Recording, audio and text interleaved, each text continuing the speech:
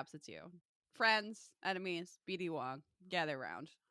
It's time for an Unsolved Mysteries rewatch podcast. And it's your favorite one. Your favorite. Yeah.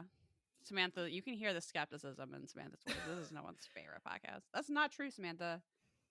This is some people's favorite podcast, and not even just their favorite Unsolved Mysteries podcast. This is some people's favorite podcast. You I just have to question accept that. those people's judgment, but How dare you say that about my mom? It's rude. It's so rude. Okay. I know Samantha's got stuff to do, so we're gonna keep the waffle to a minimum. God, what was I gonna say? Yeah, let's long time. Oh, that's what it was. The long time listeners, which I believe is the only type of listener we have. I don't think we have any new listeners. Long time listeners know that when we used to record in person, back in a world we can barely remember, we would have snack time sometimes where we would try different snacks. And since I actually saw Samantha over the weekend, I split the snacks that we had to try. I have somehow resisted trying them until now. The downside is beautiful. They are honestly like kind of stunning.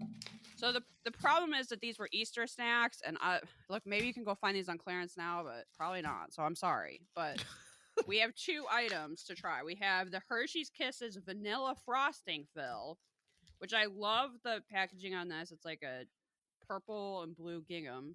Do you have a prediction about how these are going to taste? Do you think they're going to be so sickly sweet that we immediately want to spit them out? I feel like that's what it's going to be. So both Samantha and I follow an Instagram account called Candy Hunting that's literally just tells you about like new snacks that are at stores in the US and where you can find them, like seasonal items or limited edition things. And in the roundup of Easter candy, there was two things that Samantha and I wanted to try. One of them was this Kisses vanilla frosting, and honestly, I'm kind of wondering why we wanted that. But I can't remember if I got these at CVS or Walgreens, but I did find a place that had both of the items that we wanted. It was this, and then it was also the Brock's Funfetti jelly beans. And honestly, like, if these jelly beans are beautiful. They're honestly like I forget what that type of like clay work is where it has the different colored speckle. It's like kind of a trendy thing. I can't remember that word, but it reminds me of that. Honestly, if this was in like a clear box, if this was in like a fancy packaging, I would expect these jelly beans to cost like $20. Because really pretty. They have this beautiful sheen to them, and then they have the like kind of different shaped speckle of just like the most beautiful little Easter colors. They're honestly kind of stunning. And I don't even really like jelly beans, but when we saw these, I was like, well, I need to try those. And supposedly these taste like Funfetti cake. I don't know. Which do you want to try first? I opened a Hershey's Kiss, so I think we should go for the Kiss. Let's do a Kisses Kiss vanilla frosting. All right, are you ready? Yeah. I do really like the packaging on these. I kind of hate Easter as a holiday, but the like color schemes I'm into, and the candy I'm into. Yeah, I was right. Oh, that's a lot. Honestly, it kind of tastes like marshmallow. I feel like it's because the frosting flavor might be kind of artificial. Oh, not a fan. That's a lot. They're definitely sickly sweet, just like I expected them to be. I wish they were more vanilla-y. Not very vanilla. I was expecting them to be white chocolate, honestly. They're milk chocolate kisses with vanilla frosting, supposedly, center. So did you know that I don't know if we're the only country, but so the food in the US is like terrible. Like you couldn't sell it in Europe. Because we allow so many more like additives and stuff. And one of the things that we allow that other places don't allow is wax in our chocolate. If you've ever been eating chocolate and gone, this tastes waxy. Yeah, it's literally wax. You're like eating a candle. Anyway, I feel like the frosting aspect of it it tastes artificial. It only makes me think about the fact that I'm eating wax. Like it's not helping the chocolate experience. It just tastes like very. I also feel like I've very eaten artificial something that tastes just like this. Probably another Hershey's Kiss. Like, is this just like they just some other recipe that they had? They just whipped up and called vanilla frosting. I swear I've tasted this before. It's not that unique. It doesn't really taste like frosting. I almost can't separate it from the chocolate outer taste. It just tastes like more sugar. Yeah, that's exactly correct. Not Whoever a fan. picked the colors for the foil, the like intern or whoever picked the colors for the packaging, they did a great job. But whoever was in charge of flavor, you really fell down. And I you really It can't fell be down that on the hard to job. actually fill them with actual frosting, right? I have Maybe. no I don't know. idea. I don't know how to manufacture There's Hershey's nothing Kisses. special about those. You didn't miss out on anything. Okay, let's All try right, the time for jelly the beans. jelly beans. I'm excited about these. They honestly, I don't know if I could do like a painting of these or so. I want to like preserve how beautiful they are. It's weird to say about a jelly bean, but here we Oh, are. they're disgusting. Okay, I have to think. I don't always agree with Samantha on these things, so I have to think for myself. I feel like They they taste taste like like nothing. I don't taste cake. I taste I like taste sugar, and again, I feel like I taste like whatever is the outside of a jelly bean, whatever like chemical or whatever you need to like make that hard part. I have no idea what these taste like, but it's not good. I feel like it has extremely little flavor of any kind at all. It kind of does taste like eating what I would imagine an unflavored jelly bean tastes like. It's just like sugar. Yes. Yeah. It kind of just tastes like I ate sugar. Like there's not like a flavor. Like if you can imagine a sort of Charlie and the Chocolate-esque moment where they have the jelly beans and then they're like injecting flavor into them, which I realize is not how that works. But let's just pretend that it is. Like this would be the jelly bean you pick up before they if I added any flavor. Does that make sense? It's just like a raw jelly bean. And you go, But "Oh, there's this also like tastes like nothing." yeah, it just tastes like sugar and yeah, whatever additives are in a jelly bean to make it like jelly. I have to say I that don't is know. those were the most empty calories I think I've ever consumed in my life. Well, those are disappointing. Like, I mean, what a stupid phrase. Who cares? Like, eat food, live your life, be happy. But like, whatever those did to my teeth and my body was not worth it. No, because Real bad. Those are pretty bad. yeah. Huh. Fascinating. Okay. Well, I don't even know what to say about that. I feel like both of these companies, they got my money, they got what they wanted, but they should be disappointed in themselves. They should take a long. Have there been any like winners lately? Like novelty snacks that are like a win? So I tried the Starlight Coke, was very disappointed in that. Oh yeah. That was Yeah. one that I saw on Candy Hunting. I guess I saw Travis is really into banana split ice cream. There was a limited edition Haagen-Dazs banana split ice cream a long time ago, and they don't make it anymore, and he's will forever be searching for that ice cream again. And I saw a banana split ice cream that I think was from, honestly I don't remember, it was Briars maybe. Anyway, I saw it on Candy Hunting, saw it in the grocery store, got it for him. He really liked that. Not as good as Haagen-Dazs, but he really liked it. So I feel like that was a win, but not for me personally. I'm trying to think if Candy Hunting has come through with a novelty snack for me that has been like stellar. I'm gonna just offend Candy Hunting and say they're not ever Well, telling you the products are good. They're just like this exists. Well, that's true. That is true. Also, I'm not out there trying like every single one of them. Like, I'm not gonna try the like flaming hot Cheetos Mountain Dew or something. Yeah, no. I mean, I guess I kind of wish we had done one of those podcasts where we would just like get sent candy, but that didn't even occur to me. So I mean, people can still send us candy though. If you're out there wanting to send us some candy, hey, Lolly and Pops, don't you want to send us candy? Really, any type of gummy bear, I want to try. FYI. Yeah, I can't really think of a good novelty item I've had lately, but I also feel like I've been living in a cave for 2 years, and maybe we haven't made as much stuff, or maybe I wouldn't even know. You're right. There's not like, I mean, you have to be going to stores to find these things, I think. And I'm really not out there. There is going to be a Tropical Blast Twinkie, which I feel like is Baja Blast in a Twinkie, right?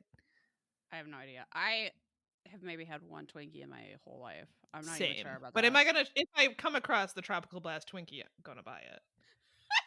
I'm kind of scared of those cakes, those Hostess cakes. I'm a little Oh, the scared of blueberry them. muffin Kit Kat I saw on Candy Hunting. We gotta Oh find that. yeah, I haven't found that yet. I wonder We when that's do coming out. we do love a novelty Kit Kat here on this channel. So Blueberry is what a good flavor.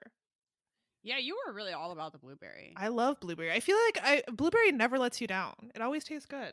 That's how I feel about raspberry. Same. Yeah, also a good one.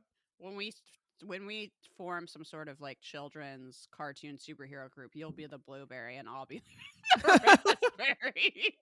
And when our powers combine, we'll make mixed berry, which unfortunately is not a very exciting term.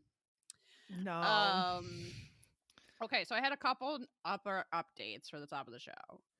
One was that our new Patreon episode is out. That was our April episode. Obviously, Samantha fell down on the ball again, or whatever that phrase is. So I don't think I said it right at all.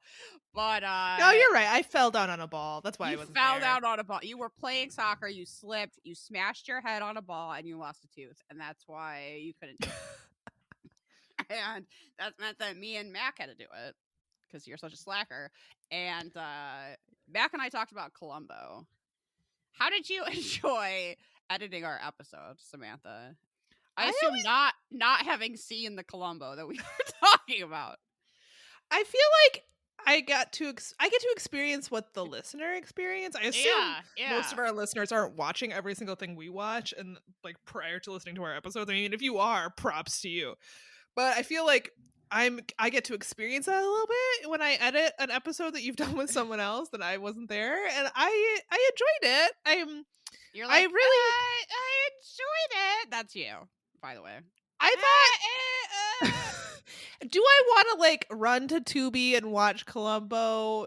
No, but I enjoyed listening to you and Mac talk about Columbo. Mac always brings a lot to the table to these episodes. He's excellent on the show. I feel like has better commentary than me, so he should really consider maybe making a podcast or something. But you're missing out not running to TV to watch Columbo. It has been such a delight. The interiors and outfits alone, oh my god, 5 out of 5 Robert Stacks.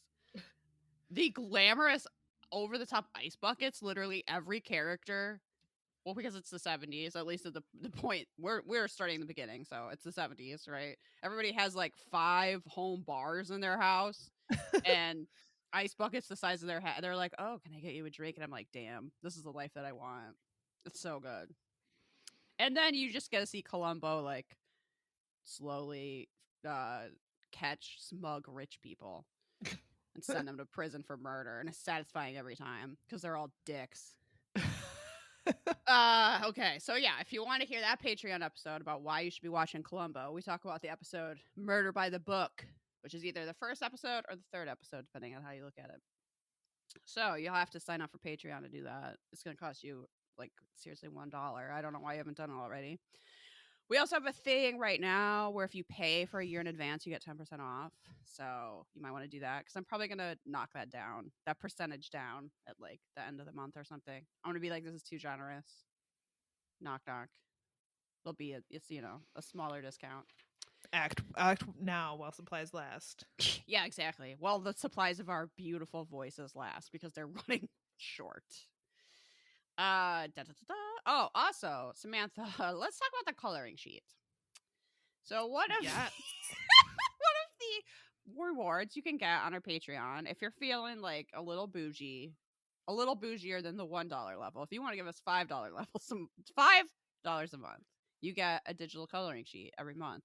Usually they're drawn by me, but sometimes I'm feeling very lazy and I hire other people to do it. So this past month, I hired a friend of the pod, Brian, at the real Brian Duffy or whatever the fuck his name is on Instagram. At the real Duff, I think. He made a coloring sheet that I hope you're sitting down and ready to hear how amazing it is. Because it is the cover of a romance novel, if a romance novel was about Samantha and Mothman. Which it should be. And I believe someone out there, God, I hope they're still listening. Someone out there is working on that romance novel. And I'm manifesting that you finish that and that's a bestseller. Anyway, Someone out there, I mean, they did write at least one chapter we got because a preview chapter we of it. read the first chapter of Drawn to the Drawn Flame, to the the Flame, Mothman and romance novel featuring me as a main character. And Brian, using his great artistic abilities, predicted what that cover could be like, which is you in a very romance cover embrace with one bare shoulder. I think he With, really nailed it, to be honest. with Mothman. I think you might be. I think you have to take some time to really accept how hot you look in that drawing. My initial reaction to, because Liz surprised me with this. I did not know this was happening. I just randomly got a text message with this photo, and I was caught off guard, and I wasn't sure exactly how to process it, mainly because I'm a lot hotter in this drawing than in real life, and I don't know that I can handle it. Mothman has a very hairy chest, which I think is great. Yeah, I did do this as a surprise. I thought it would cheer you up. It did. It wasn't the greatest month, and I was like, I know what to do. This is what it's like to be friends with Liz. She really gets it. She really gets it because this is know what to do. Fantastic. Samantha. But then I said it to you, and you're like, I do not know how I feel about this. And I was like, whoops, misjudged that one. No, you didn't. I love it. It's fantastic. I was like, oh, you didn't want my friend to draw a sexy picture of you with Mothman? Whoops, sorry. Guess I should have seen that one coming. It was a lot to process, I'll admit, but I do love it. I kind of want like a framed print for my wall or something. I need it colored in. I'm not very good at coloring, so I mean, it might just need to be black and white, but there might be something in the works. I won't say quite yet. I love it. And if you're thinking to yourself, oh man, it's too late, I'm not a patron, I can't color this masterpiece that belongs in the Louvre. No. If you sign up, you'll still get it. So don't worry. I know people were very worried, so I wanted to let's put that anxiety to rest. Check out our Instagram. I think you posted a picture of the. I posted the sketch. You don't get the real thing for free. You got to pay the $5. But you want a preview. But if you want a preview, which is it's a pretty accurate sketch of what the final version looks like, you can go to our Instagram, perhaps it's you, and see that, and then go, "Oh my god, yes, I need this in my life," which will be your a reaction. I assume so. Okay. We did have a field trip this week, but do you want to save that for next time? Sure. That could be a little teaser for our next episode. Okay. We did go on a field trip. We did actually go out into the world, but I feel like with snack time and just me yakking, we've run out of update room, so we gotta get to these mysteries. So we are on season 7, episode 7, Lucky Sevens. Robert Stack, obviously. I don't want to even think about those Dennis Farina episodes. This I watched for free on YouTube. It's also on Tubi, the streaming service I'm talking about basically constantly. I don't know why I give them so much free advertising. It's on there. I think Roku has a whole channel of it. You can find it. You don't have to give Jeff Bezos your money to watch this, is my point.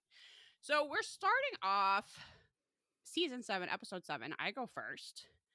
Robert Stack is waxing poetic as usual, and he asks us, this is for the investigators segment, which shows us little windows into how crimes get solved. And if this is how crimes get solved, oh boy. Oh, buddy. I have questions. Okay, so in this investigator segment, Robert Stack goes, what if your mind worked like a television set? Which is such a fucking beyond belief, fact or fiction question that Jonathan Frakes would be like somehow parasailing into the gentleman's study. He's always like doing something as he's walking in. Like somehow he's like he repels from a mountain but into the gentleman's study and then goes, what if your mind worked like a television? And you're like, what? Jonathan Frakes, what? Okay. Anyway, what if though? What if your mind worked like a television? What if you could change channels at will, tune into programs no one else could see? And what if you could never turn the set off? Why does Rubber Stack introduce this like it's a horrible thing? I don't know. I guess he was feeling bad. This is the story of psychic Nancy Meyer. She had been working with police departments for nearly 2 decades. With the topic of police funding so on everyone's mind, like that's all I could think about this whole time. I was like, how much money has been spent on psychic Nancy to come help with these police investigations instead of things that would actually help people? Look, this woman might be psychic. I don't know. Are some people psychic? Look, I'm not psychic, so I don't have the answer to that. I kind of don't really think this is what police departments should be doing.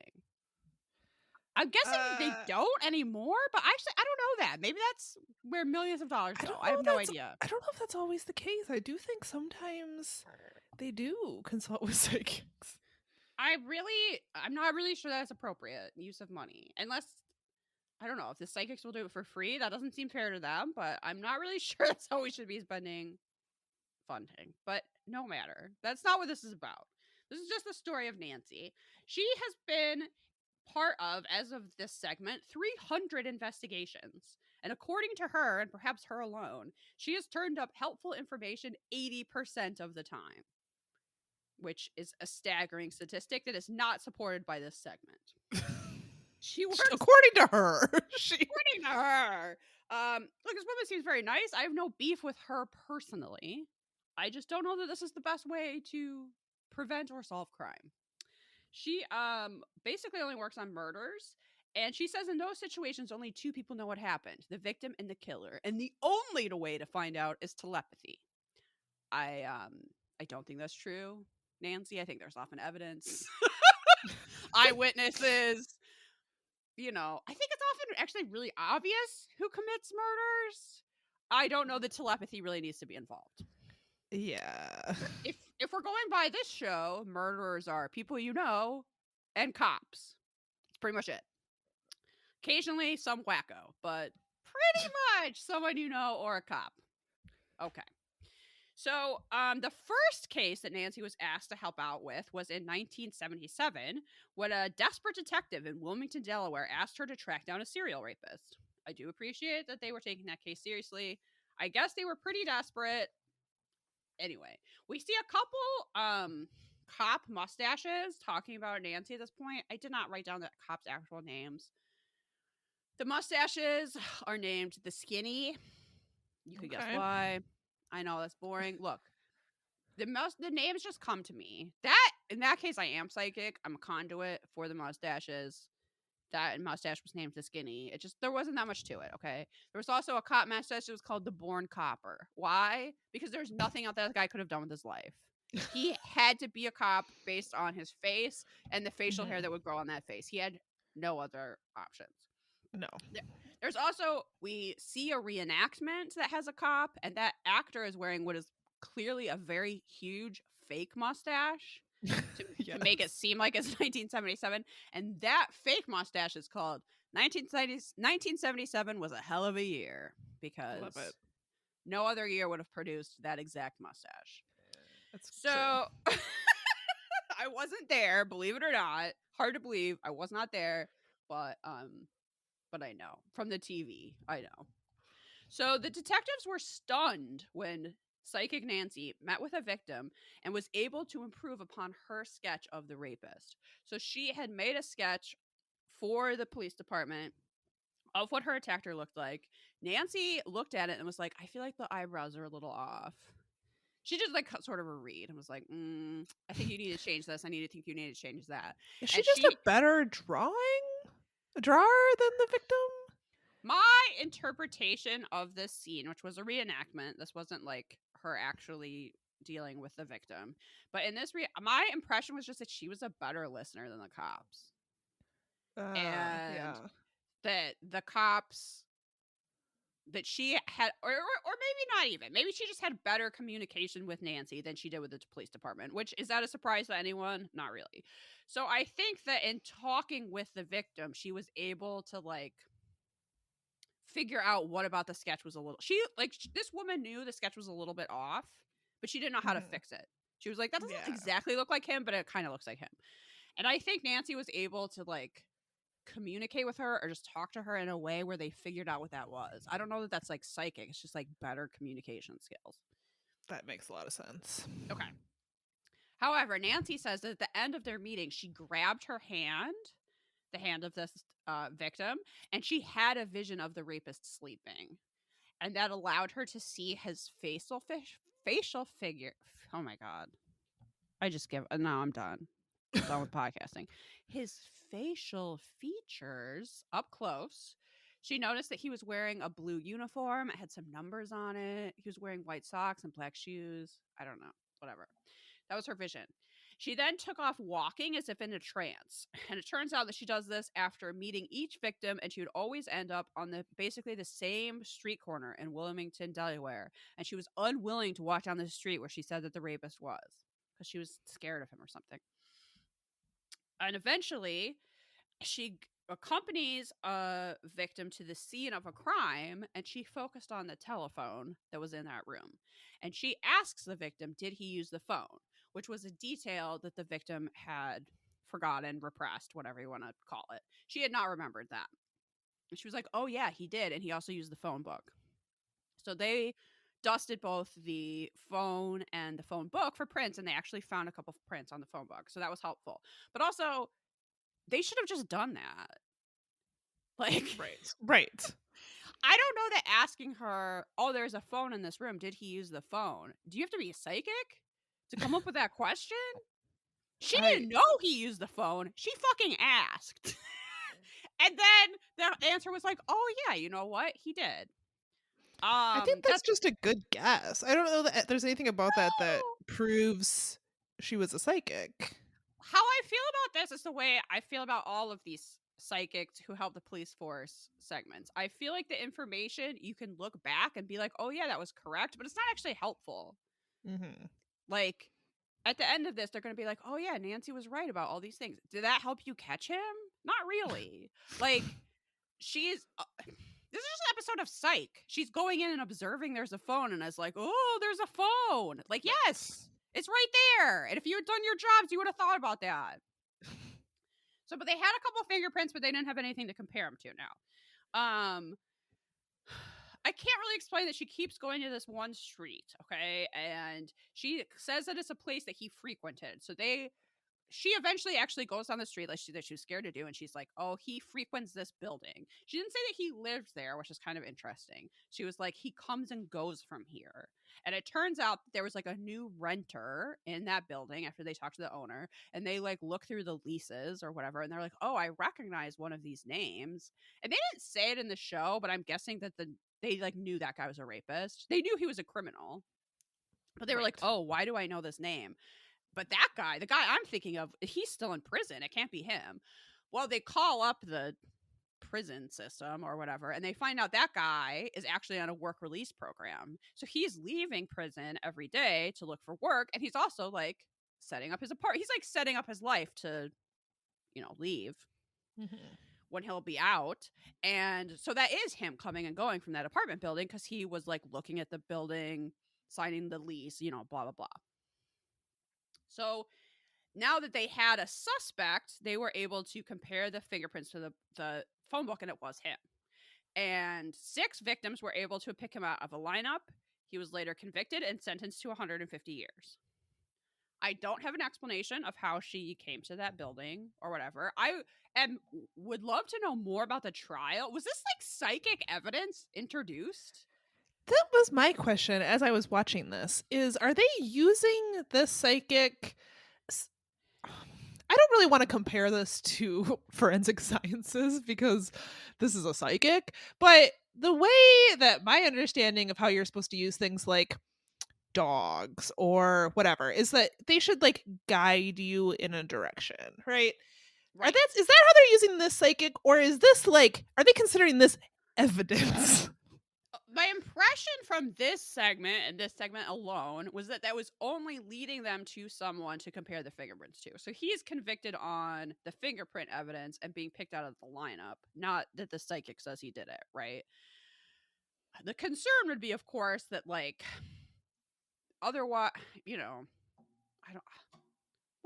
What is that trial? I don't understand. I don't understand. Maybe he pled. Maybe there was. I don't know. I didn't really look into it. That's all very weird. So Unsolved Mysteries, to like prove the veracity of this, asks Nancy to go help investigate an open case. So she goes to Brooksville, Florida, to help with this very tragic case, the death of 7th grader Jennifer Odom.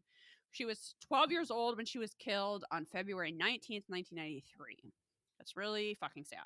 She got off a school bus just 200 yards from her home and then vanished. There was like this huge community search. Everybody was looking for her. Her body was found 6 days later. She had been brutally murdered. The case was still open 16 months later. So Unsolved Mysteries was kind of gave her a challenge and was like, oh, yeah, you're so good at this. Go solve Jennifer's murder. So we see her brought in to help. The first thing that we see her do is she isn't allowed to view the crime scene photographs because, that's like not public information and she's not on a need to know basis or whatever the hell the actual like phrasing is. So they have the photographs turned over on a table and she's like trying to get a psychic read off of them. What she gets from that is that there are two assailants. Okay, that sounds like a guess to me. Then we see her go to the spot where her body is found. Mac has actually walked through the room at this part. She's like in the clearing in the woods where people have like laid out a cross and flowers and stuff. And Nancy goes, "Oh, is this where her body was found?" Really, bitch? Like, I feel like I might be psychic. I think yeah, I could probably. yeah. Oh, is this spot that's literally like laid out like a coffin? Is this where her body was found? Yeah. Yeah, it was Nancy. She did predict or no. I guess she didn't predict. She just knew that some of her jewelry was found in the woods in a certain direction. Okay. She says something about how she had a case with her that had lettering and it turned out that was her cousin's clarinet. But this is kind of what I meant with the police were like, yes, that's correct. We did find jewelry that Is way. that helpful? It I mean, doesn't they help already them. know this. The police found the jewelry. So even if we are to accept that she's psychic, how does this help at all? Oh, If it doesn't. what I want her to say is, "Oh, I'm a psychic. I can see into the past and this is who did it." Not she was carrying a clarinet case. Okay, That we is, already know that. We found the clarinet case. I It's mean, not helpful. they hadn't found the clarinet case, but Okay, I mean, they did well, know that. It was like something her parents had said she had when she went missing. It doesn't help them. And to further sort of emphasize that this is not helpful, this case is still unsolved. So, yeah. Nancy, I guess this is in the 20% that she wasn't If you able want to me do to anything be with. amazed by a psychic, I need you to give helpful information and solve. I want you to solve the case. I want you to close your eyes and go, I'm looking into the past. And then when you open them, you know who did it. Well, I prepare to be really disappointed for the rest of your life. Not, Okay, oh, she had some jewelry and a guess clarinet case. guess Okay, what? stop This wasting our time. this 12-year-old girl had jewelry. Can you believe it? Oh Wow, my god. amazing. A girl Amazing. that a girl that played the Was clarinet. she She had wearing her shoes too? a girl who played the clarinet had her clarinet case with her. Oh my god. If anybody was wondering more about this case, it is on Unsolved Mysteries wiki. As I said, the results were unsolved. Her book bag and the clarinet were eventually discovered. Fingerprints were lifted from that bag, but they have yet to be matched to a suspect. There is a person of interest in this case. Um, as of 2017, they started looking at convicted rapist and kidnapper Jeffrey Norman Crum Sr., which just sorry, Jeffrey, that sounds like the name of a murderer. Was arrested. He was arrested and charged in 92 for the abduction, rape, and attempted murder of a 17-year-old girl. That took place very close to this crime. Familial DNA testing has linked him to this case, but he has Okay. yet to be charged. Both victims were adolescent girls. Both were abducted getting off a school bus. Both were taken to a remote field, raped, and left for dead. And it was that the one case he has been convicted of was only a few miles from where Jennifer was. abducted and murdered. But they're, as of the writing of this, they were like reviewing evidence. Okay. We'll see. But see, that was a familial DNA that brought them to this guy, not psychic Nancy. Then Well, thanks for nothing, Nancy. we hear from the police officers how impressed they are with Nancy, and I'm really like, why?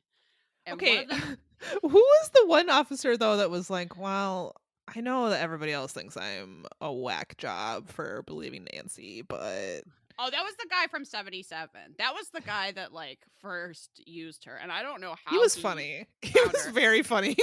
He was funny. I think he really did want to solve the case and was just kind of desperate, and that ended up working out, and it blew his mind. And he was like, "Yeah, I'm a believer now." I don't really know what happened there, but I was not impressed with Nancy failing to solve this other case. There is one of the cops that's super impressed with her has a mustache, and I really wrote down as the name. What am I watching? What am I doing with my life? That's the name of that mustache. Because I was just like, what? Anyway, it's still unsolved. Very sad. I don't know what happened to Nancy. I guess I can look it up. I kind of don't care. Can you tell?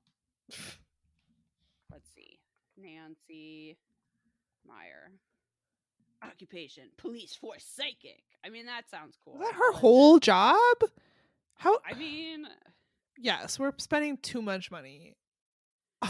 It's like if she can live off of that income.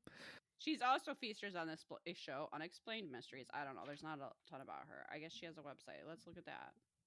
And she's still out there not solving She's still out there not solving murders. Oh, wow. Okay, so she made a website in like 97, and it is still available. If you want to go to Nancy Meyer, one word dash psychicdetective.com. Nancy she calls herself a detective? That's a little yeah. rich, Nancy. Okay, I'm starting to think this is what somebody saw this and was like, yeah, right, and then made the show Psych, which would be so funny. It says, this is in red, all red font on like a on like a Shutterstock pool for some reason, like a swimming pool. Don't know why. All right, you're gonna get a computer virus from this website. I probably am. Nancy Meyer is one of the top, and also the like spacing between these paragraphs is like all oh god, okay. Nancy Meyer is one of the top psychic detectives, capitalized, in the world. Yes, no comma. That is her on Unsolved Mysteries, now streaming, all one sentence. A number of TV shows Nancy appeared on are now airing on streaming channels, comma, enjoy, period.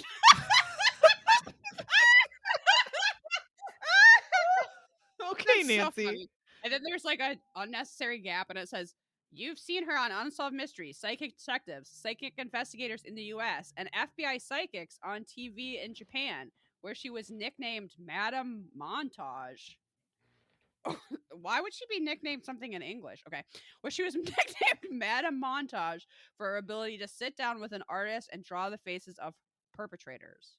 Nancy is down to earth and to the point. That is a non sequitur. Down to earth? She's a psychic. A psychic detective? Okay. Yeah, she's a down to earth psychic detective. You could only dream of being as down to earth as her. She is a published author and retired college teacher. Nancy does private readings as well as police work she is publicly known for. Nancy charges for her time. 1 hour costs $200. A half hour costs $100. You can pay through PayPal. Okay. Well, if you have any murders you don't want solved, I guess you could pay Nancy. And now she just like goes into some stories. It just like starts rambling about like fires and how her mom was an artist and how her dad This is all on your website? It's just all okay, bitch. This is all on the home page. And it's all in red font. Her dad was a ham radio operator. I don't see how that's relevant, but fine. Sure, great. Morse code. Like, what is just her dog died. This is like, just stream of consciousness? Basically. I don't need all this information to hire a psychic. I know America is strong, and yet in the middle of this time of testing, I believe. Okay, which time of test? When did you write this? When, I believe we will come out on the other side better than we were before. This is just a For perennial statement, Liz. Doesn't matter. That's so true. For one thing like this in separation makes us all appreciate spelled wrong that we have so much more. Oh my god, this is recent. She has updated this recently and it looks like this. She starts talking about like the George Floyd protests and stuff. Uh, Mixed in with the fact that her dog died. Okay, this is wild. We see a picture of Nancy at the book depository in Dallas, Texas, where she's trying to read something about what happened with JFK. Okay. She has a book called Travels with My Father, Life, Death, and a Psychic Detective, which sounds What a like what title. you're getting for Christmas. Fall is okay. This is still the homepage, by the way. I've skimmed through so much to get down to fall is here, and as the temperatures start to dip, I am bracing myself. This sounds like it's going to be a recipe about soup now. I It's grew up in probably it probably in is. warm climates. Winter is still like, what are you talking about? My grandson. Okay, wow. And now we just get like updates on like grandkids. One of them is getting prettier. What? What? She's busy working on her third book. Okay, we've gone to like a navy, less aggressive font. It just randomly change color? Yeah. Yep. Why? Why? I have passed the okay after this update with about her children and grandchildren and different dogs and how she's busy writing her book. Now we get down to I passed the 1,000 case mark. Has she solved all 1000? No, she's just been You're a involved. psychic, Nancy. It would be nice to say that the level of violence has decreased since the time I came on the job, but that is not true. Since the What? 70s? I doubt it. Our culture is now dealing with the awful phenomenon of mass shootings. Okay, but those people are usually known, Nancy. I don't know that we need your help. Yeah, what are you going to do, Nancy? Can you prevent mass shootings? That'd be great, Nancy. She just ends it with "It is how we are!" Explanation point. Nancy Meyer, psychic detective and award-winning author. What are you going to do? Bye. Job security. I'm out. Award. Oh no, it keeps going. After she signs off, it keeps going? Yep. Nancy. Yeah, it does. Nancy. I suggest everyone look at this website. It is one of the more fascinating things I have seen in a while. Okay, so now Samantha gets to talk to us about her favorite topic: ghost ship. Ghost ship. Can we look at Nancy's website for a little while longer? I don't Actually, maybe because I didn't have to take out a notes on it, I kind of like this segment. Okay, what I will say about this. Sorry about it. Mainly because I needed to pad my segment because I took fuck all for notes. They clearly they invested in this segment. Yeah, they sure did. Did they blow their whole season budget on this segment alone? There's like clipper ship. There's like they're on the ocean. Like Robert Stack is on a boat. Yeah, there's like pirate ships involved. I don't look. Should I know things about Unsolved Mysteries? Yes. Do I? No. I am just guessing. By this point, they got a little more money to throw around. Season 7. I guess the show's doing well. They're like, you know what this needs? Pirate ships. Go rent some. Is there a pirate ship? Did I miss the pirate ship? This is the mystery of the Mary Celeste. Where were the pirates? I definitely didn't write anything down about pirates. There are no pirates. I just mean that like type of ship. Oh, okay. Ship history. Okay, someone listening to this might know a lot about ships and is going to come for us. Yeah, okay. You know, an old-timey ship. It looks like a pirate ship. Yeah, that's exactly what I mean. Yeah, so this is a mysterious legend. And it's the mystery of the Mary Celeste. Ghost ship. There's no ghosts. It's actually not that exciting. Yeah, they call it a ghost ship. Robert Stack also calls it, I think, the golden age of ocean travel or something. We're in another golden age. We had the golden age of skyjacking. This is the golden age of getting scurvy. Sailing, I guess. Yeah. The golden age of scurvy. Got it. Well, yeah, that too. So we're on the Atlantic Ocean. It's the morning of November 5th, 1872, and Captain Benjamin Briggs, along with his entire family, including a small infant child, What a are nightmare. on a voyage on a ship called the Mary Celeste. They left New York and they are bound for Europe. Stowed in the deck were thousands of barrels of pure alcohol, which we are told is a very dangerous cargo. Yeah, thanks for that. Didn't couldn't figure that out. It's flammable, and also there can be like fumes, I guess. So the I assume the bottom of the ship is like a confined space almost, in which like if you have a leak in one of these barrels, I'm assuming that like the fumes can get in the air. It's very dangerous, and people at this time knew to be very wary of a ship. This is gonna be important later, of a ship that is carrying this type of cargo. Yeah, it's very flammable and combustible. I don't want to be Yes. on this ship with my screaming colicky baby getting scurvy. Sounds terrible. But this was a highly prized cargo. It was highly prized in the Italian wine trade. So they're taking It's this cargo valuable. to Europe. Um, Briggs set a course due east. He planned to pass by the Azores. Oh my god, I probably pronounced that wrong. Before landing in Genoa, Italy, which is in the Mediterranean. Mediterranean. Talking is difficult. 10 days later, however, the ship was hit by a large storm. Winter winds whipped the ship for more than a week, and we have a reenactment of like Briggs's wife and their baby in 10 days straight of just like nonstop rocking of this ship. I can't even imagine. It sounds horrible. Oh. But on the 10th day, the weather did clear, and Briggs, in his like diary or his journal or whatever he was keeping, his records in, he stated that the ship was 6 miles off of the Azores. The date was November 25th. 1872, and this was his last entry. So we know from reading his journal that the weather was terrible for 10 whole days, but it eased up and they were kind of nearing their destination. But then, a week later, on December 4th, the ship was found abandoned in the middle of the Atlantic, several hundred miles off the coast of Portugal. And this is why it's called a ghost ship, because the crew it was just an empty floating ship. It was still in perfectly good working order. There was no damage. It wasn't sinking. It was just floating, with no crew on it whatsoever, which is obviously very mysterious. Just vibing, just hanging out. Yeah, I mean the ship was. There was, like I said, no signs of anyone on board. Captain David Morehouse was a friend of Benjamin Briggs and had actually dined with him the day before they left port in New York. He is the one who actually found the ship. He and several others from his crew took a small boat to the Mary Celeste and boarded it. At first, they were worried that everyone on the ship had taken ill, which I feel like is kind of, I don't know, seems a little bit relevant to now. It's Yeah, like they got on yeah. the ship and we're like, is everybody sick? Are they all like quarantining themselves? Like, what's going on? However, they couldn't find a trace of anyone. They did discover that the ship's compass was shattered, which is interesting. Also adds a little bit of a mystery to it, I think.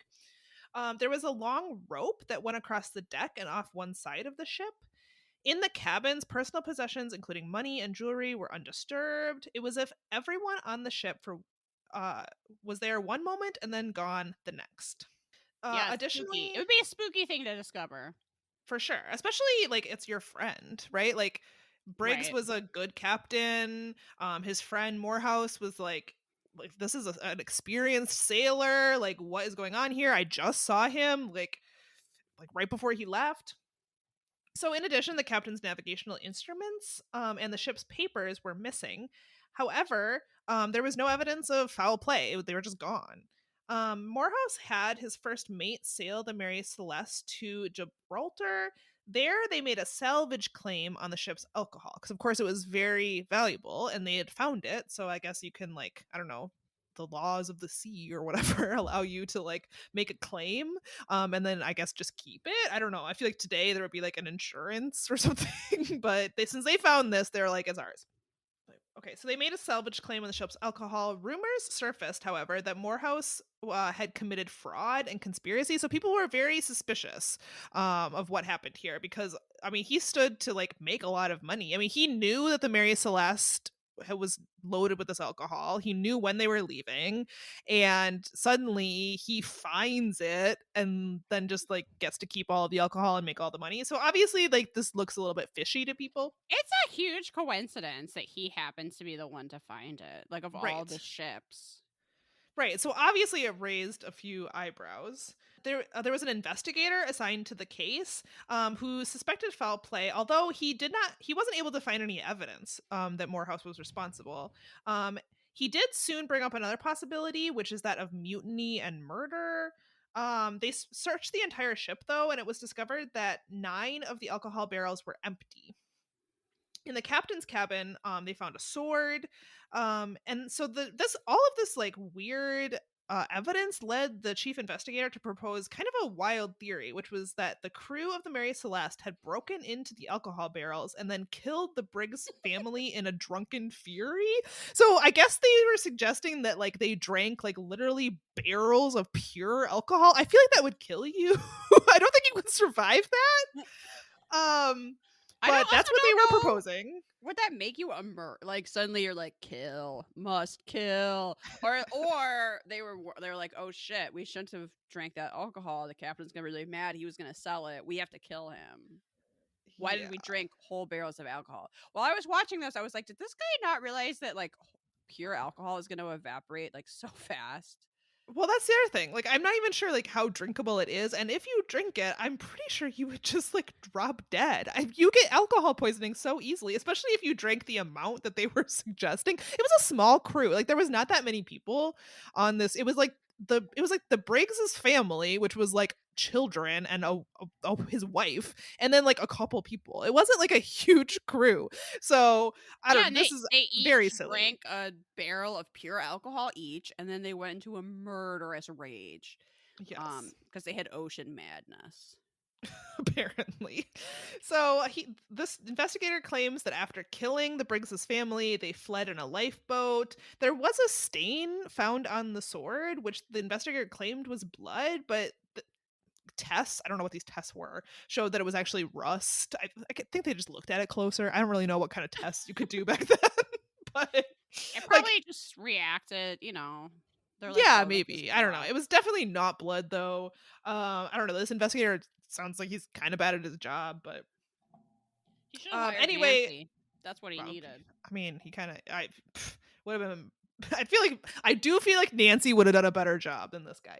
Um, Fortunately, because like his his theory kind of fell. There was no evidence. It was kind of just like he was like, well, what if they mutinied? And then the material found on the sword ended up being rust. So as a result of this, his mutiny theory kind of just fell apart, and the court eventually ruled that Morehouse could receive money for his salvage claim.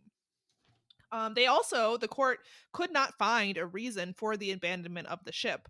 However, there have been several theories as people have looked into this more and time has gone past. One plausible theory that I think sounds, I don't know, This it sounds makes sense to me extremely plausible. I feel is like this is what happened. right. So basically, I was like, so "Oh yeah, that makes sense." So what a lot of people think happened is that this ship was rocking and rolling for 10 days, and in the process, some of the alcohol barrels leaked. That would explain the empty barrels, releasing fumes into the air. So people think that the captain, when the ship, like the storm settled down, discovered the alcohol barrels had leaked, discovered the fumes, realized that at any moment this ship could literally explode. His family is on board. His crewmates presumably are like his friends, and so in concern that the ship is going to blow up, I mean they're close to their destination, he loads everybody onto the lifeboat, which is and attaches it to the ship by a rope. Which, remember, there was no lifeboat found, but there was this rope that was hanging over the side of the boat. So it's posited that his plan was to sort of set the ship on a course because he was pretty close to his destination. You kind of had to just like go through the strait, and then you were Yeah. kind of there. It was kind of a straight shot. So they proposed that he could have even shattered the navigational instruments to kind of like set this boat like on course, and so that it would sort of stay the direction he pointed it. And then he planned to be towed In the like he loaded everybody up, and this happened very quickly, which is probably why all of their possessions were kind of left in place, because it could blow at any moment. And so he probably loaded everybody on the ship as fast as he could into the lifeboats, had this like harebrained plan to have his boat unmanned just like sail itself and like tow them behind, and that at some point the rope separated from the lifeboat. They were left adrift and without any kind of way. I mean, they're in the middle of the ocean, and so they drifted off. Who knows what happened to them? The boat drifted another way, and then they were never seen again. Honestly, that seems plausible to me. I totally buy it. And then Robert Stack's like, well, then what happens to them? And I'm kind of like, they're dead, Stack. That's what It was happens. a flimsy lifeboat, probably overloaded. There's probably too many people in this lifeboat, and it could have capsized. Anything could have happened to this boat. They don't have but any water. They don't have any food. Yeah. There's the elements. It's the ocean. They're gone, Stack. They're gone. They're gone. So yes, Robert Stack says that this case remains a baffling mystery.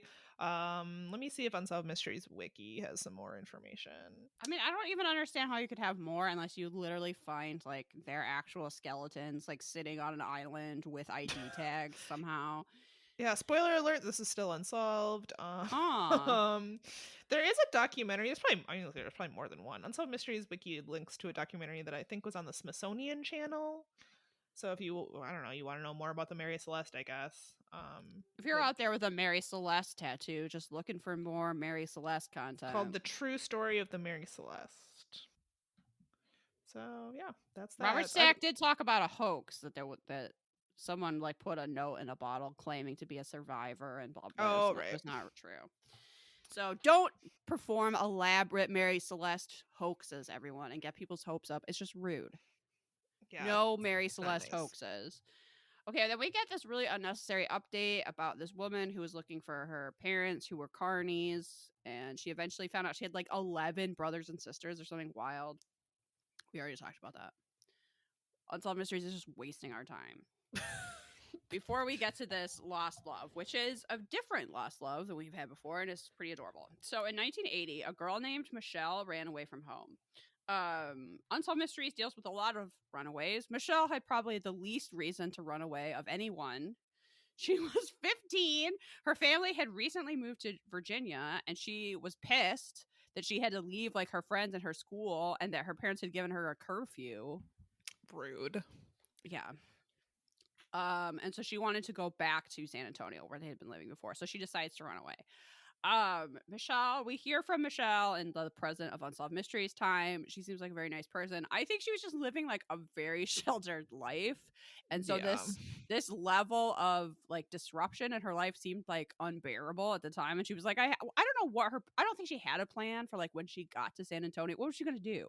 Like live in her friend's basement and go back to would the school be like, didn't you move away? Where are your parents? Like, I don't think she really had a plan. She was just like, Mom, Dad, I'm out of here. Yeah, she did what a lot of kids I think dream about doing, which is like putting a stick and a sheet over your shoulder. Seriously. This woman just went and bought a bus ticket to San Antonio. She told literally no one where she was going. And so she's sitting there on the bus. She's never really done anything by herself before. She's never traveled by herself. She realizes that no one knows where she is if something happens to her. And she also realizes that men are creeps. So yeah, I feel like 5 minutes into this bus ride, she realizes that she has made a big mistake. I think she regrets it quickly, but also doesn't really know what to do.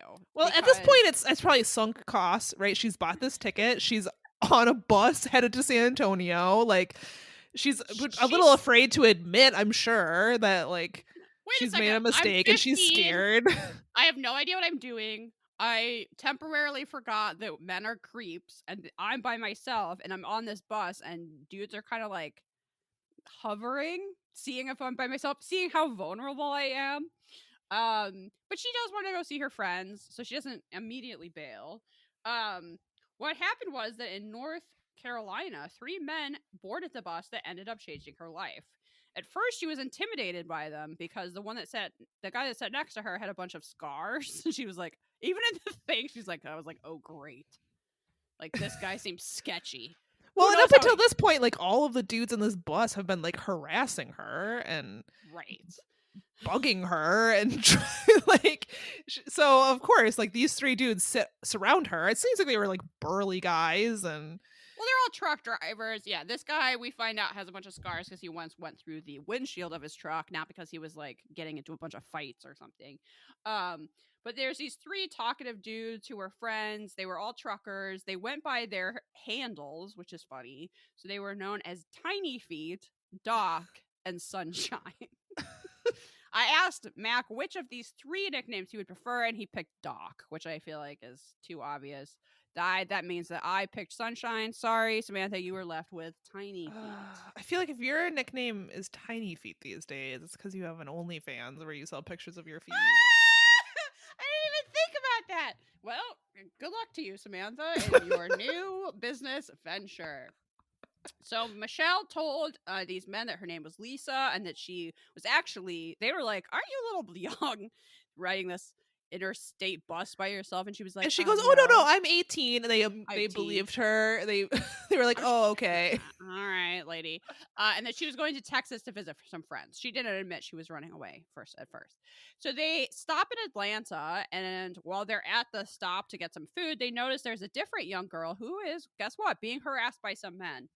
So her new friends from the bus, Tiny Feet, Doc, and Sunshine, go over to ask this young woman if she's being bothered and if she wants to actually come with them for breakfast. So Michelle and these three truckers buy this woman breakfast, and they hear her story and that she had run away, and her life was considerably worse than Michelle's, right?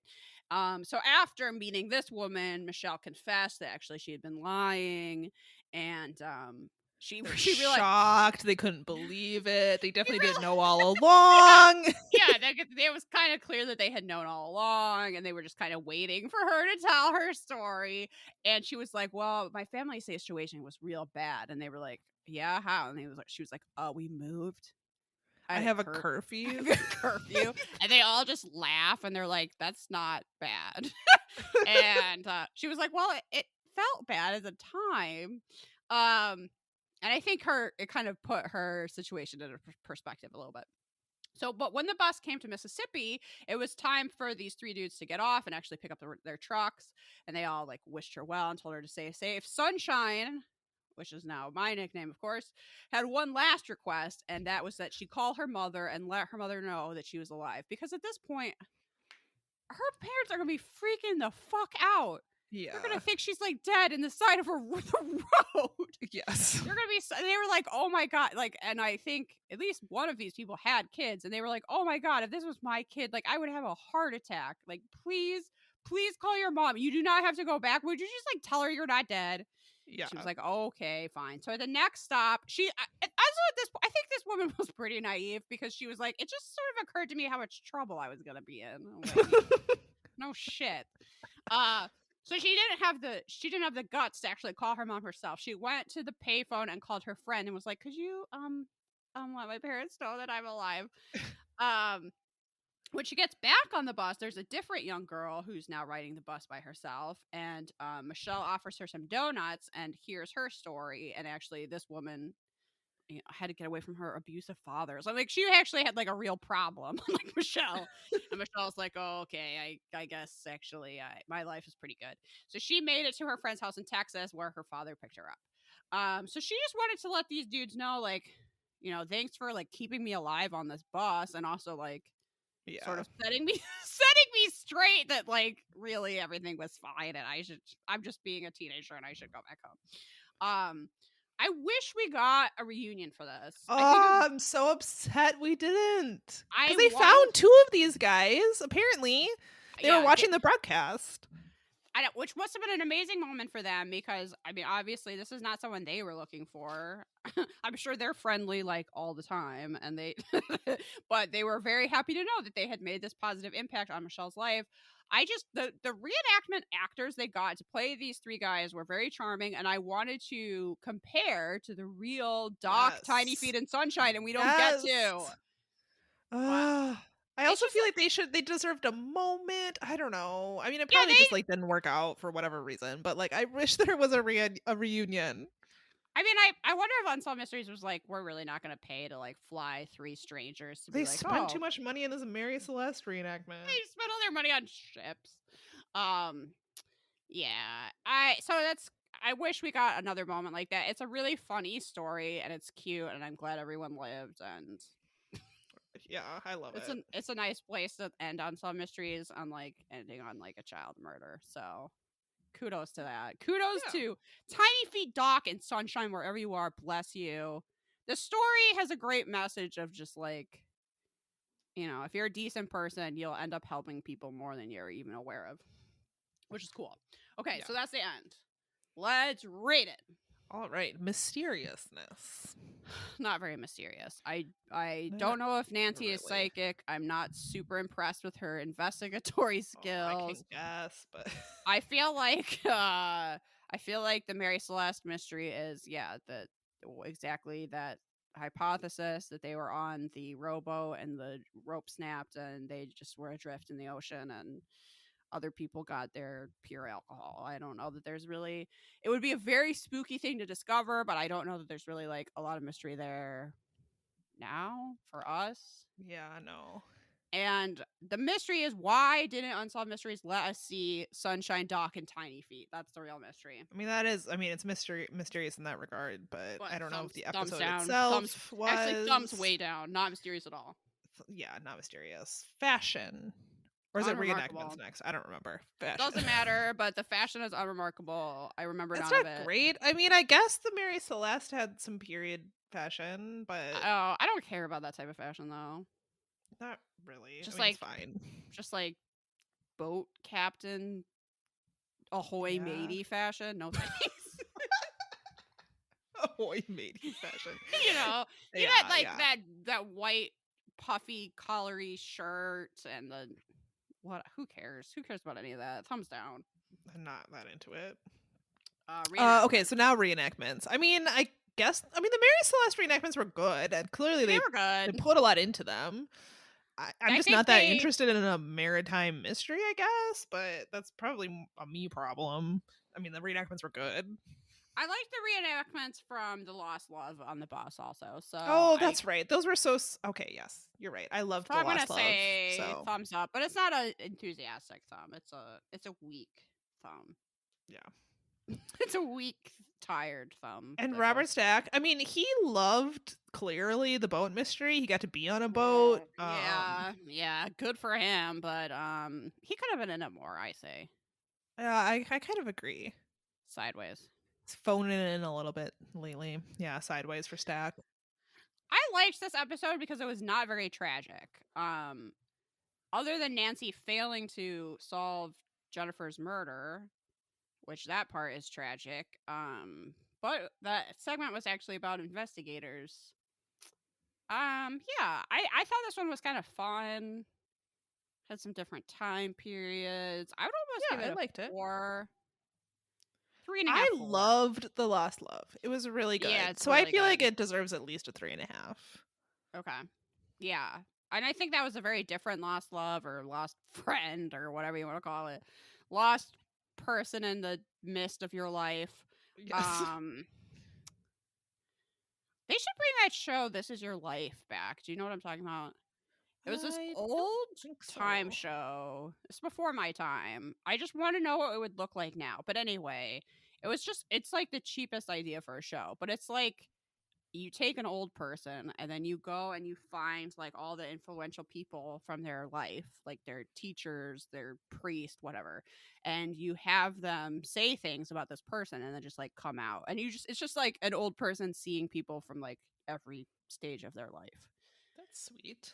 Yeah, it must have cost like $5. So I don't understand why some cheap network is not making This Is Your Life. And then you like, I was your kindergarten teacher and you were always so swell. You know, they would have these like voiceovers before the person. I think they were supposed to guess who they were. I'm not quite sure. But then, you know, it's just like it was like a class reunion, but it's all about you. It's just people you've known.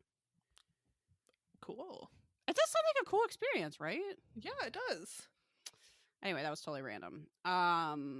So I was recently in California, which was lovely, and I never should have come back.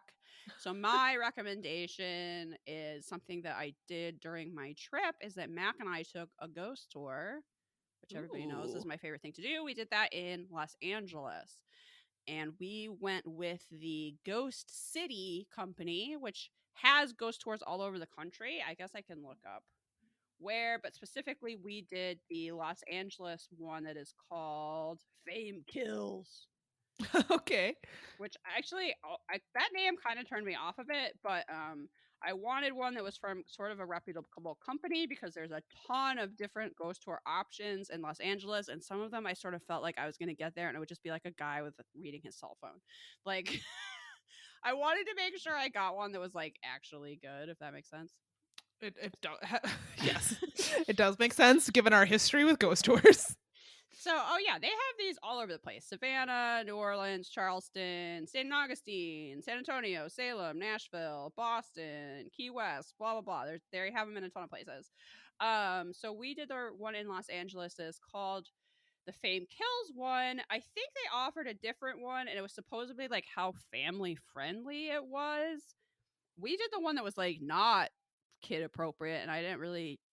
There was something that stood out to me as like not kid appropriate, but I mean, you're talking about people getting murdered and ghosts. So anyway, the tour was hosted by a guy named Corey. I thought he did a great job. He was super enthusiastic, super knowledgeable, just like a pleasant person to spend time with. It was a very small tour because we went on a Sunday night, and I don't know that that's their like most popular time. And it's just walking down, up and down Hollywood Boulevard, which is a very, chaotic sort of Times Square-y sort of place.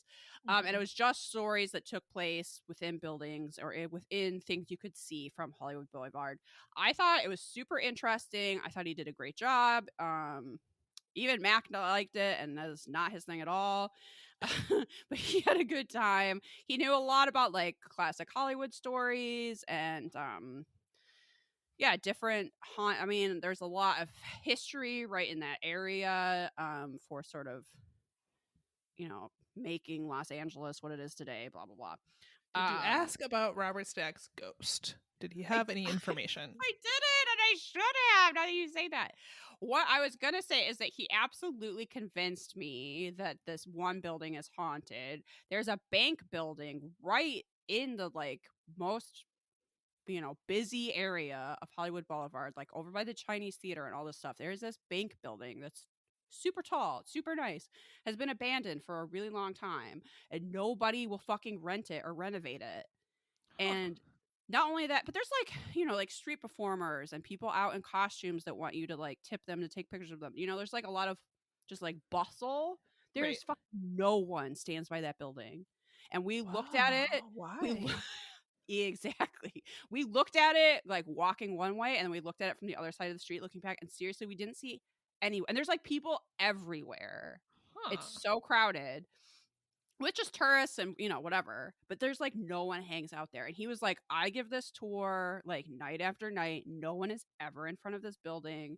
He had stories of like multiple people who had died in that building, some of it dating back to like the depression, and but it hasn't been occupied in decades. And he actually talked to some real estate person about how Apple wanted to buy it and they were going to make it this like big flagship place, like similar to something they have in New York. And it was like a no expense spared type of idea. Like, we're going to make Huh. this a destination, blah, blah, blah, blah, blah. They had like all these plans. They walked into the building and just walked right back out, Whoa. and then wouldn't return any calls. Like, it should have been a thing where no matter what was wrong with that building, like the location is so good and they obviously have so much money that they could have renovated it into anything. And they seriously were like, nope, I wouldn't go back. I Wow. wouldn't This go is back in. fascinating. Yeah. He knew a lot about that. That was super interesting. And I was also really interested in him talking about the Roosevelt Hotel, which is a classic hotel that's been there for a while. It has a mirror that is supposedly haunted by Marilyn Monroe. She stayed there for a while and she asked for a full-length mirror to be put in her room. And they just put like a giant mirror, like would be at the end of a hallway, in her room. And apparently people that were staying in that room kept complaining that about seeing reflections in this mirror, Huh. like that they feel like someone is like watching them. So they actually have taken it out of that room and just put it somewhere in the hotel. What? Weird. I don't know. And then their poolside bar is supposedly haunted by Humphrey Bogart. Now, what the tour told me and Mac was that if you said the name Humphrey Bogart, a glass would break, and that you're not actually supposed to say it because of that. Okay. So Mac and I went to go scope it out. It's actually just like we had a very nice, like, chill time, relaxing by the pool at night at the bar. But all the glassware is plastic because it's by the pool. Okay. So I was like, you should have smuggled in a glass to test this theory. so nothing's gonna break. And then I did test it and nothing broke. It all might be hogwash. I don't know. But it was just fun. Yeah, highly recommend it. I would definitely take a tour from this company. Like the next time I'm in a city that they have a tour from, I would definitely do it because I thought it was, yeah, it was super interesting. And Mac was shocked that there was like stuff that isn't just literally ghosts. And I was like, yeah, you just learn about things. It's not only. I mean, yeah, there has to be history in addition, or otherwise it's not that interesting. I guess I hadn't made that clear that you would just, you would learn about like architecture and political things and just like stuff of the day, of the times, different, supposedly spooky things that happened. He was like, oh. So if you haven't taken a ghost tour because you don't believe in ghosts, it's not really necessary. It's just kind of a fun way to learn about wherever you are. And you have a nice walk around town. It's nice. Yeah, you meet other weird people. You get some fresh air. You get a few steps in. I think it's just like a very wise use of time, personally. Yeah. What else was I going to say about that? I don't know. I'll probably remember something else later. But it was very cool. And I am fully convinced that bank building is haunted. And he had us take a bunch of pictures of it in case anything. I didn't see anything in my pictures, but maybe. Fascinating. Someone's That's there spooky. and they don't want Apple renovating that space. Well, that's fair, but I want to know, like, I know, but I want to know why. Like, I want to know what happened. Like, they walked in, they were like, absolutely not. And it is like, it's just such a good location. You would think somebody would do something with it. Yeah. Wow. It reminds me of, I talked about a house when I went to New Orleans and I did a ghost tour, that there's this house that's cursed by the woman Kathy Bates played on American Horror Story. Sorry, I can't remember her real name, but this horrible woman that killed a bunch of her slaves in the slave quarters. That house is like notoriously cursed in New Orleans, and I think Nicolas Cage owned it at one point and then went bankrupt, like, immediately. He like got divorced and went, like, his whole life just like completely shattered after buying this house. But when we saw that, like, no one will stand by that because everybody's convinced that it's cursed. But also, like, it's this really great location, but no, like, I think someone technically owns it, but they like won't ever go there. Huh. Because it's too cursed. Interesting. It's just there, cursed forever. Anyway, Yeah. that is my recommendation, to check out Ghost City Tours. That's a great recommendation. What is your recommendation, my dear?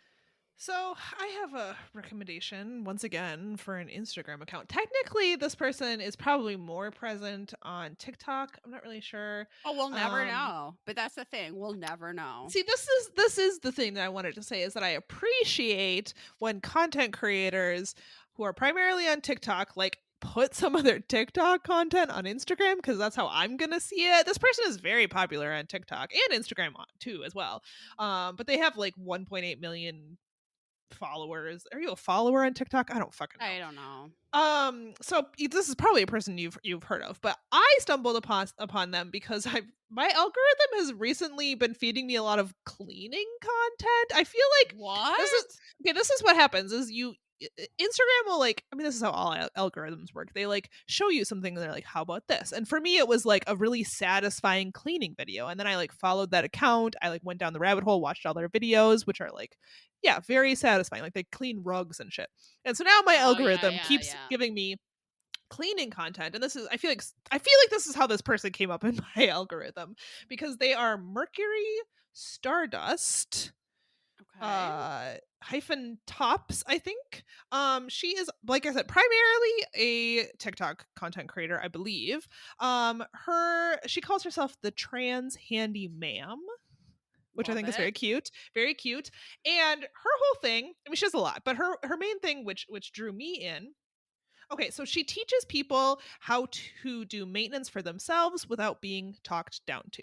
So Hmm. her primary audience is single moms, queer people, renters, but I mean, anyone can obviously consume her content, and she produces a lot of very helpful, oftentimes funny videos on how to do things around your house that you probably, I mean, if you're like me, you were never, and you were raised by a single mom, or you're, yeah, a queer person, or maybe you rent a home and you don't maybe know how to like fix a big hole in your drywall, or what I really appreciated is she had like this little gadget that she showed on how to unclog your sink, and I bought one and it worked Mm. great. It was like a little like Mm. tiny handheld plunger for your sink. It was in a few of her videos, and I immediately bought one from Jeff Bezos directly. And You put money just right in his shirt pocket and you went home with a tiny little plunger.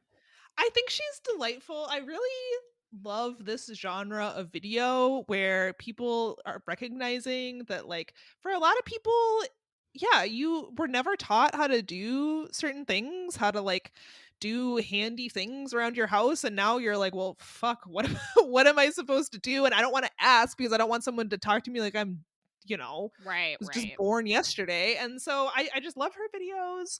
They're great. They're entertaining, they're fun, they're educational, and I think she's doing a great service. And you should check her out if you're on TikTok for sure. If you're on Instagram as well, I'll never know what's on TikTok, so I I can't assume there's even more content over there. I've been following her on Instagram though, and getting a lot out of it. So highly recommend. I feel like some of that stuff, not all of it, but I feel like some of it is stuff they used to teach in shop class and in home economics, and then they like stopped doing those classes. And I guess they just assumed people would know. But you don't just like know stuff like that unless someone teaches you. It's not Yeah, just or like, they assume that like maybe you have a man in your life, I guess, who will teach you this, or I don't but know. then they have to like know too. Like, someone had to teach them, right? Like, Right. I, I don't, yeah. And then people are like, "What do you mean you never learned how to do this?" And it's like, well, when was that day? I missed that day where we all learned how to patch drywall. You Yeah, know, exactly. Exactly. Or like what to get in a hardware store, right? Like you walk in and you're like, okay, I need something for this problem. I don't know what it is. I don't really want to ask anyone because I don't want to feel stupid or talked down to.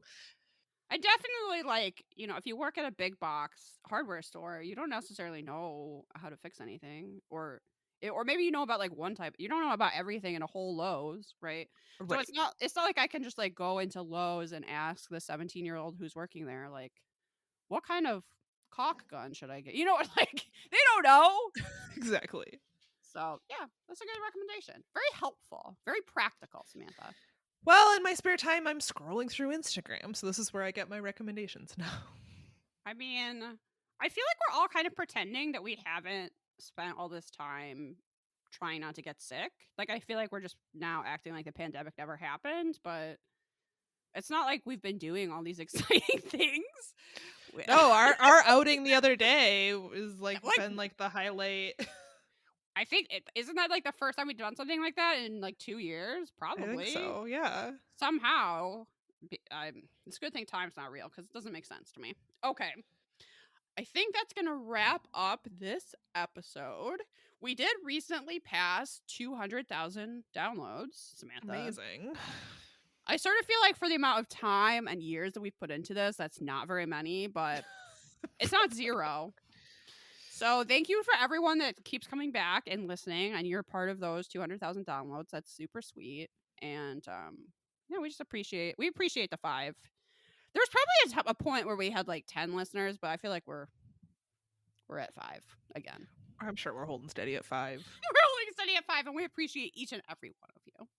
So, yeah, follow us on the social medias.